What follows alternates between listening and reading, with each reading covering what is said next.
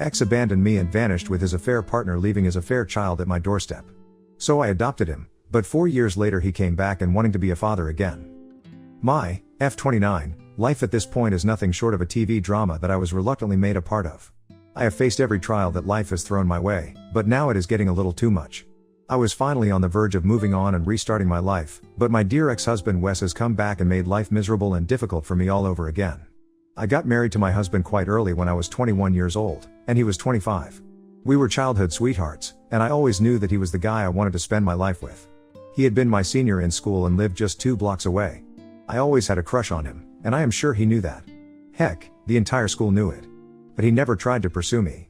I think the age gap deterred him, and rightly so, or it would have been very creepy and problematic otherwise. Once he graduated from school, he went on to study engineering at one of the top colleges in the country. When he left, I was just 14 years old and was getting out of the clingy and cringe phase of my teens. I outgrew my crush on him, and it was easier because we were not in contact. I stopped keeping tabs on him, and he became a faint memory in my mind by the time I graduated from school 4 years later. When I was in my first year of college, I happened to bump into him in a club I was partying in. I was there with my friends, and one of my friends, Hera, told me that a guy had been checking me out for a long time. When I looked over in that direction, I didn't recognize him. He looked familiar, but I was too drunk to even place him correctly. I told Hera to ignore him and continued partying, but she said that he was being really weird and that I needed to confront him or she would. The thing with Hera is that she has a very bad mouth, and I knew that if she went over to talk to the guy, it would just end up in a lot of drama and chaos, and I didn't want that spoiling my night. I told her that I would talk to him and that she didn't have to worry. I went over to the guy and asked him what his deal was, but he simply said that I resembled someone he knew from school, someone named Sarah. We got to talking, and I then realized that he was the same guy I had a huge crush on in school. By that point in time, I was completely over him and could actually joke about it and make fun of myself. He asked for my number, but initially, I thought nothing of it. Gradually, however, it became evident that he was trying to pursue me. And God, it felt so validating. Here was a man who was chasing me like a cutesy little lover boy, and he was the same guy I used to blush around for years and years when I was a pimply teenager. Honestly, the minute I saw him, I developed a crush on him again, but I let him pursue me for a while. I was loving the chase, and I was not going to let him off easy. He had graduated from college by then and was doing quite well for himself. Soon, as we became friends, I realized that I could go to him for emotional support, I could talk to him and feel better. It felt like a true companionship. We got close pretty soon, and it was like having a crush on my best friend. 6 months after our chance meeting, he asked me out, and that was when my belief in our togetherness was reaffirmed. I had thought that I would end up with him ever since I was 12 years old, but let's be real, that was just a kid's wishful thinking. I had let go of that fantasy as I grew up, especially after he left for college. But when he asked me out, I knew that we were endgame, and nothing could ever keep us apart. I wish somebody had told me that I was about to make the biggest mistake of my life and that this man would be the reason for so much mental agony and tears that words could not describe. 2 years later, we got married. I was still in college when we were married, but that wasn't an issue because we were madly in love, sure about each other, and he was doing really well for himself, so we were sorted on the financial front until I finished my degree. It was an intimate ceremony with only close family, and I thought that was the best day of my life. It turns out it was actually my biggest mistake. I completed my education and picked up a job, and both our incomes combined allowed us to afford and enjoy a good lifestyle from a young age. We were very happy, at least that's what I thought. I tried my best to be a good wife and friend to him, and I had no complaints from him either. Of course, we did have our ups and downs like any couple, and it was not always rosy, but we knew where our priorities lay. Right after graduation, we started trying for a baby. Wes had always wanted a large family, and I knew we could afford it, so I was on board too. Ideally, I would have preferred if we took some time to ourselves, but he really wanted it, so I went along with it. We weren't getting any younger anyway, and I know that it's not always easy trying to conceive. I had hoped it would be quick and joyful, but I never knew that I was in for some of the most heartbreaking months of my life. We tried a lot. Initially, we were not stressed. We were two young and healthy individuals, and neither of us had any medical history. Ideally, it shouldn't have been a problem at all. But somehow, we were unable to conceive. By about the 4th month of trying, I started getting a little stressed and disheartened. Even though it was mostly Wes' idea, I had grown to like the idea and was looking forward to expanding the family. By the 6-month mark, I knew something was wrong, and I told Wes that we needed to go to the doctor, but he was still optimistic. He said that it just takes time for some people, and unfortunately, we were one of those. I did not have a good feeling about this, but I didn't say anything because I didn't want to dampen his spirits. Plus, I knew that what he had said held some truth to it. There could be multiple factors behind why we weren't able to conceive. We kept on trying, but we had no luck. After another 3 months, things got weird and tense at home. I was mad at Wes because he wasn't willing to go to a doctor for checkups and to see what was really wrong. He was mad at me because he felt I was stressing out a lot, both because of work and because of this personal struggle, which was then having a poor impact on our chances of conception. Both of us were not willing to listen to each other, and it was like we had reached a stalemate. Ultimately, I decided, or rather, in hindsight, Wes manipulated me into quitting my job because he made enough for the both of us anyway so that I would be able to relax and just focus on the family. I was a fool for listening to him, but I did it nonetheless.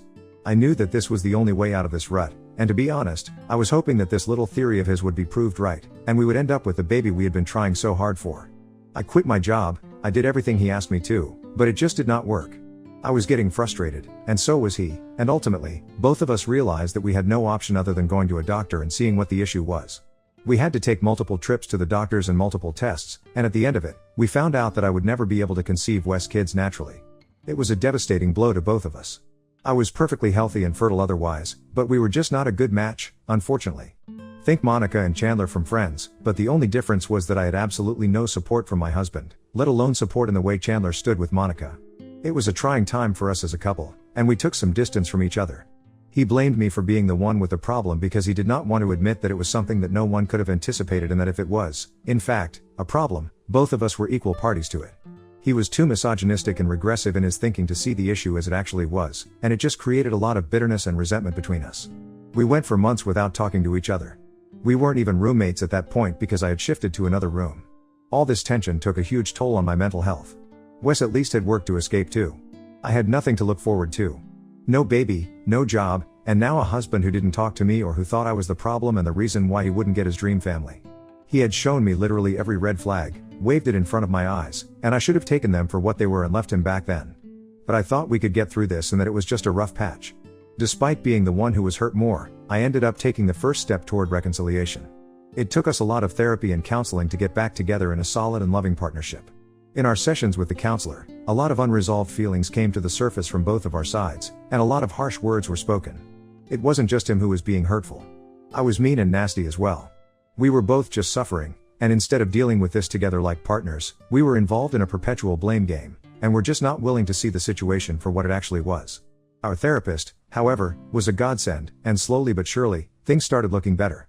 I thought that the worst was finally over and that we could now start looking towards the future, but I just didn't realize how wrong I was, and the reason for his changed behavior was something else entirely.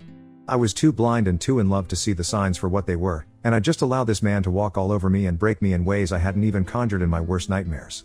Like I said, things got better in a few months after therapy, and we started going back to normal. I had picked up a new job, and while it didn't pay as much as the previous one, it was still good, and it kept me occupied. Wes and I didn't talk about kids after that, and our therapist had advised us to broach the topic very gently, and preferably only after a couple of more sessions. I was still hurt about the entire situation, but my outlook had changed a lot. I realized that even though we could not be biological parents, we could adopt and create a family that way. I wasn't sure if Wes would be okay with this, which is why I didn't say much, but I genuinely thought this was a good idea and one that we could exercise.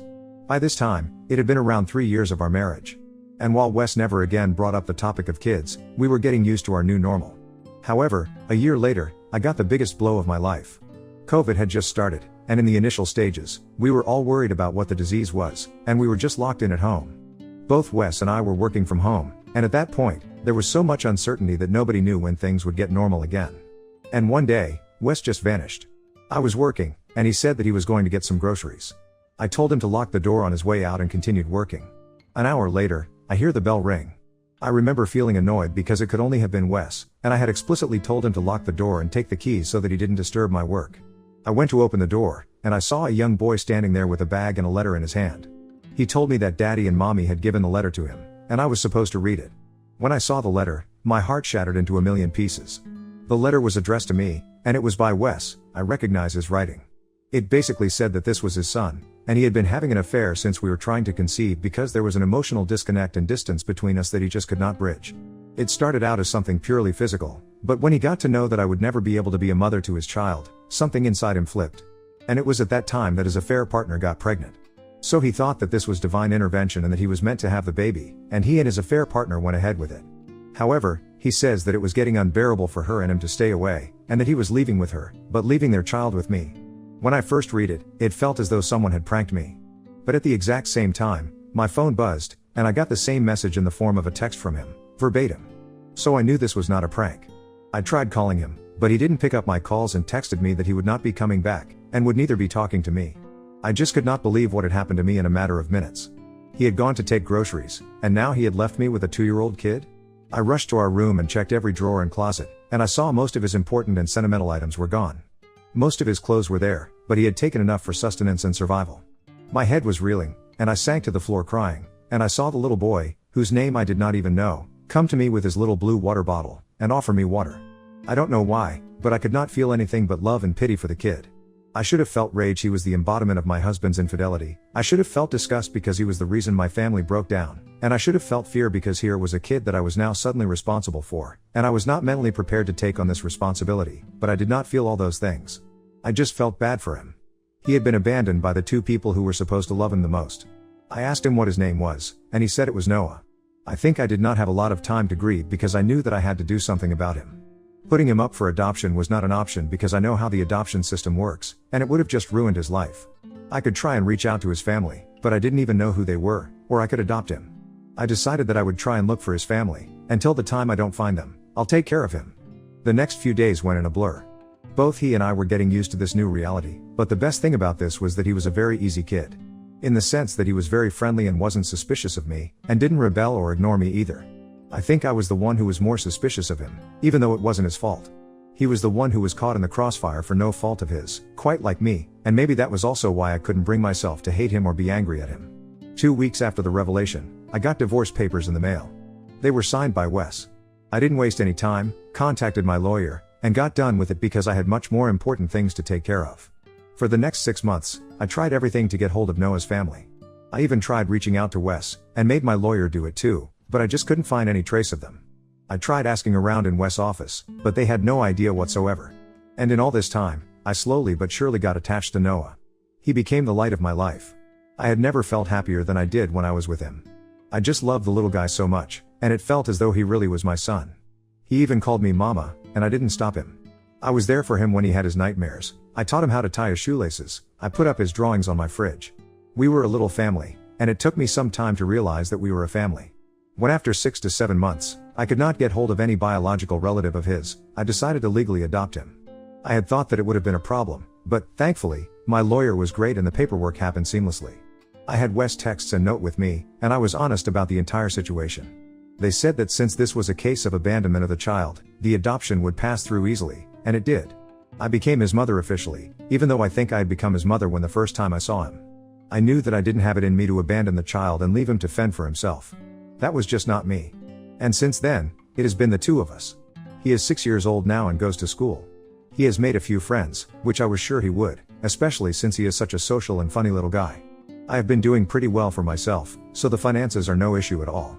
My parents are a little miffed with me for taking in my ex's affair child, but they don't say much because they know I am really attached to Noah. Life was going well, and I had adjusted to the new reality and was even enjoying it, when everything came crashing down. Last week, I had a visitor. It was Wes.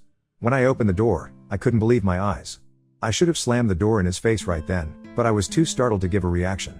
The only thing I'm thankful about is that Noah was in school at that point in time, or else it would have gotten really messy. Wes said that he wanted to talk to me and just pushed the door open and made himself welcome. It took me a solid minute to gather my thoughts, and I asked him to leave my house, or I would press charges. He said that I didn't need to overreact so much and that he was just here to see his son and take him back. I looked at him as if he were nuts. I told him that he did not have a son and that he had relinquished all rights to the kid when he and his mistress abandoned him at my doorstep. He asked me where Noah was, but I didn't say anything. I didn't want to give out any information to him, and I was feeling scared, to be honest. I didn't answer any questions at all because I didn't want him to know that I still had Noah and had legally adopted him. He said that he had given me his son to take care of, not to put into the system.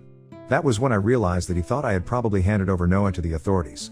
I allowed him to think that way and didn't correct him, because honestly, why should I? The less he knows, the better it is for me.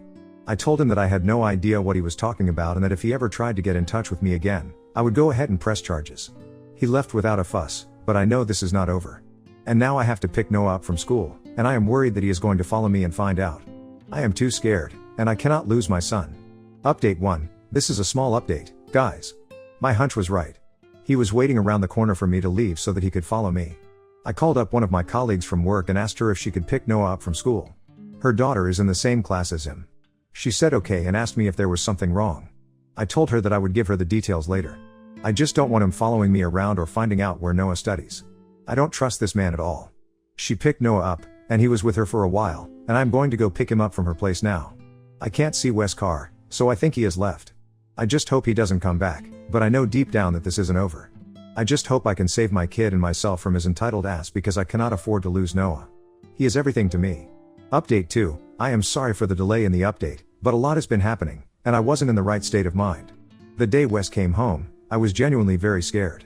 I got Noah home at night and told him that he had to be very careful and not talk to any strangers at all. He got a little frightened, but we got through it. I also spoke to my lawyer and asked him if Wes had any legal standing with regard to Noah, and he said that Wes could legally not take him away from me, but if he was showing dangerous behavior, I could get a restraining order against him. I don't have much against him right now, so I have to wait this out. A week after that, on a Sunday to be exact, Wes came home again. I tried to keep him out with all my might, but he barged in and made his way through and started calling for Noah. God bless my sweet, smart child, he just did not come out of his room. Wes then broke down crying and said that he wanted to meet his son just once and that he would leave me alone. I told him that he was not his son anymore, and he had no choice but to leave me alone because if he didn't leave the premises, I would call the police. That made him panic a little, and he begged me to just hear him out. He tried really hard to turn his infidelity and the subsequent karma that he got for it into a heart-wrenching sob story, but I was having none of it.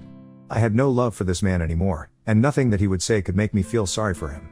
He said that because of our fertility struggles, he started an affair with a woman, and when she got pregnant with his kid, he felt that it was something that was just meant to be. But because he loved me a lot, he could not leave me for her, despite knowing that I couldn't give him the family that he wanted. And then, during COVID, when he left, it was because his affair partner was pregnant again. She said that she did not want 2 kids, and according to Wes, the best course of action was to have 1 kid with each woman that he loved. I looked at him in disbelief because I had never heard anything as idiotic as this before. I told him to eat shit and that I wasn't buying anything that he was saying, but he begged me to listen further. He had another son with that woman and married her too, but soon after, they met with an accident. It was his fault, he was driving drunk, and he had his son with him, and the son met with a major accident because of his reckless behavior. Wes faced injuries too, and now he can never have children of his own again. The affair partner, then wife, was furious with him, naturally so, and I don't blame her one bit for this, and she left him. The kid is fine now, but she has full custody of him, and he has no visitation, and he won't ever be able to change that because he was the one who endangered the life of the kid. So now, all his dreams of having a big family have come crashing down, and the only way that he can have a child and experience true fatherhood, and by that, he means biological fatherhood, is if I allow him in Noah's life. He thought that this little story of his would move me to tears, and I would go running to wipe his tears and be his shoulder to cry on. I told him to get lost because he got this upon himself. I told him that he needed psychological help because clearly, he isn't cut out to be a father, and I said God did a favor to humanity by making him infertile. I told him that he had 2 existing children, and he had failed both of them. One he abandoned because he couldn't handle or manage 2 children, and the other one he almost killed because he had no control or sense of responsibility. I told him that he did not gift me Noah because he felt bad for me because that was a bullshit explanation and even he knew it. He abandoned Noah because the reality of raising 2 young children was giving him cold feet. I told him that both he and his now ex-wife sucked because they left a 2-year-old to fend for himself, and God had a special place reserved in hell for him.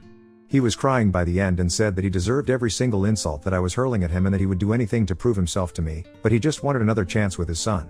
I told him that he was delusional if he thought I was going to let him come anywhere near me or my son again, and that the only suitable place for him at this point was a mental asylum. I had to literally shove him out of my house, but I am glad he is gone. Right after he left, I went to check on Noah. He was scared, but I sat with him, and now he's feeling better. I have spoken to my lawyer, and he says that now I have enough testimony to get an actual restraining order against Wes, and that is what I will be doing. He is deranged, and I am not going to endanger my family because a grown man can't deal with the consequences of his own actions. Hopefully, I will not have a reason to update anymore. Please pray for the safety of my family.